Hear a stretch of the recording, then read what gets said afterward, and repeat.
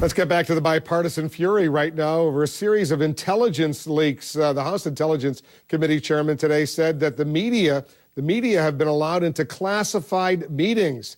Joining us now is David Axelrod, the chief strategist for the Obama re-election campaign. David, thanks very much for coming in. You're welcome to Chicago. Nice to be in your hometown. Yes. Mike Rogers, the chairman of the Intelligence Committee, the congressman, he's suggesting very pointedly, like other Republicans, that the Obama administration is leaking sensitive, classified information to help the president get reelected. I'll play a little clip for you. Okay.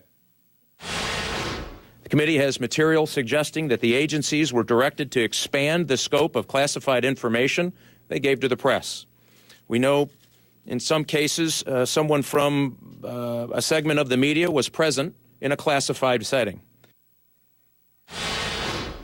All right, that's a pretty sharp statement. And John McCain is making statements along those lines, Lindsey Graham and others. What do you say? I say that's nonsense. This administration has no interest in leaking classified information. We don't want to see it leaked from Capitol Hill. We don't want to see it leaked from the administration. It's not helpful. So now the fact is that there are leaks, and sometimes we're confronted with those leaks, and we're asked about those leaks. That's a different situation, but I wholly discount that. And that you totally reject this notion that there have been these authorized leaks of classified information in order to help bolster the president's chances, to make him look strong, to make him look powerful. I reject that, but the intimation is that the story is helpful to the president. I don't know. What story is helpful to the president? That the stories that have been written have been helpful to the president.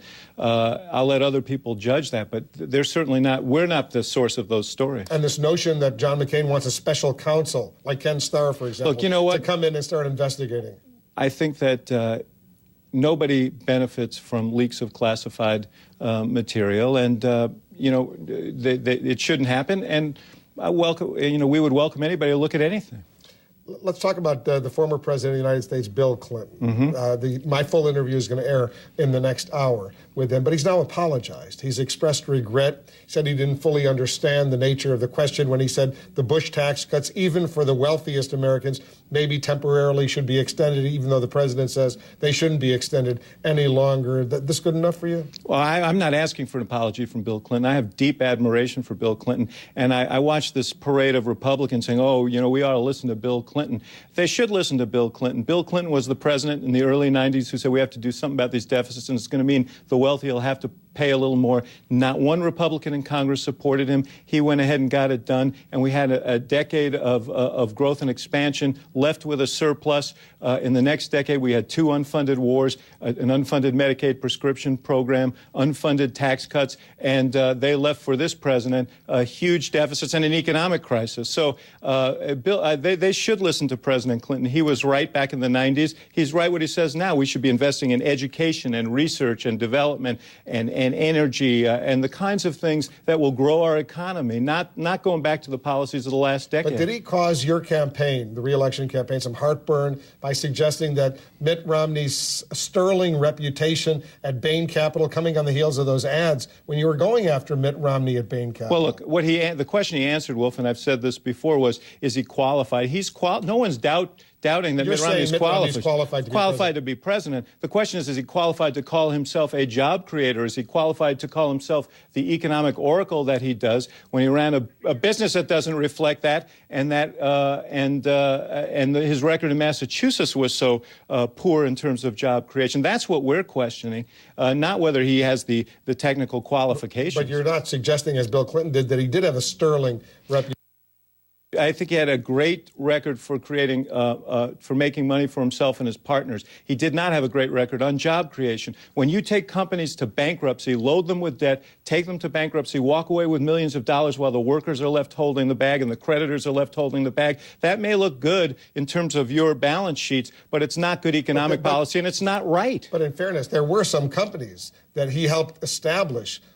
Sports Authority, for example, Staples. He made minor investments in these companies. And walked away from them with a profit, and then later they created jobs. But here are companies that he went in, his group took over, loaded them with debt, and then and in several cases took them to bankruptcy. And yes, he profited from that, but certainly the workers didn't, the communities didn't, the economy didn't. Was there a lot of dialogue between you and President Clinton and his aides to make sure that you guys got on the same page? Look, here's what I know.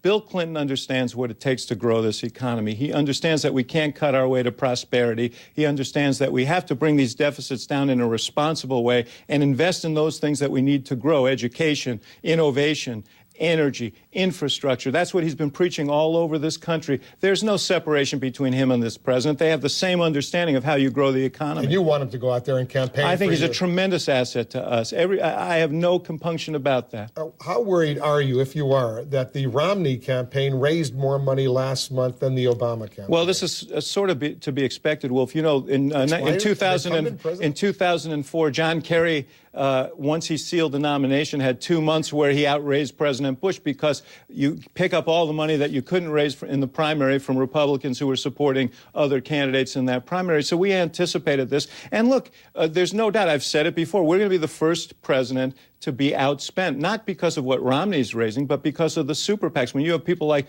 the Koch brothers, who just were so active in Wisconsin, saying they're going to spend $400 million to impact on this race, that's more than John McCain and the Republican Party spent in total the last time. Personally, they're going to spend $400 million? $400 million is that they're going to leverage in this race, raise and spend of their own through their secret organizations, the ones that don't disclose. That's a source of concern. It should be a source of concern to everyone. It has broader implications than the election. But in terms of what happened this month on the fundraising end, no, I'm not surprised by it. I am pleased that 98% of our donors were under $250. I think 15% of Governor Romney's were. It kind of speaks to the nature of the two campaigns. One final question. In Michigan, this new poll that just came out, I don't know if you saw it, 46% Romney, 45% Obama, in a state where the auto industry is so critical and the president salvaged the auto industry, as you know. Wolf, there was another poll recently, several polls that had this race there in double digits. So there are going to be plenty of polls. I'm not going to react